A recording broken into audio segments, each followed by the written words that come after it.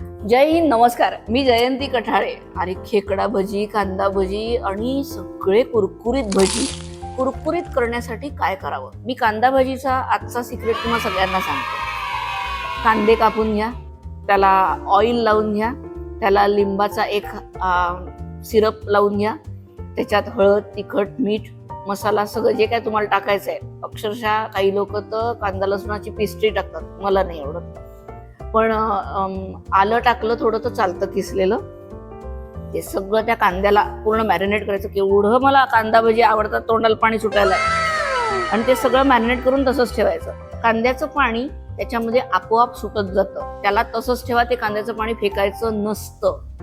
हे स्लाइस कांदे जेव्हा पाणी सोडायला लागतात त्याच्यानंतर त्याच्यामध्ये 2 ते 3 टेबलस्पून बेसन घालायचं. याच्यासोबत एक असा इन्ग्रेडियंट घालायचा असतो जो त्याचा क्रिस्पीनेस वाढवणार आहे, अलॉंग विथ दिस ऑइल. याच्यात घालायचं असतं किंचित, आय एम टेलिंग यू, किंचित. एवढंच फक्त तांदळाचं पीठ घालायचंय, जस्ट भुरकवायचं आहे मिठासारखं. आणि मग त्या पूर्ण याला मॅरिनेट करून कोथिंबीर घालून ठेवून द्या.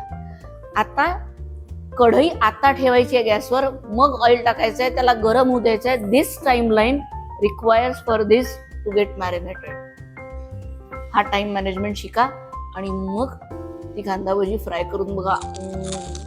अशी तोंडात क्रंच नाही वाजला ना तर जयंतीचं नाव बदलवा, आणि वाजला तर कमेंटमध्ये लिहून पाठवा. उद्या परत भेटूया नवीन टिप्स सोबत, नव्या सिक्रेट सोबत. बाय.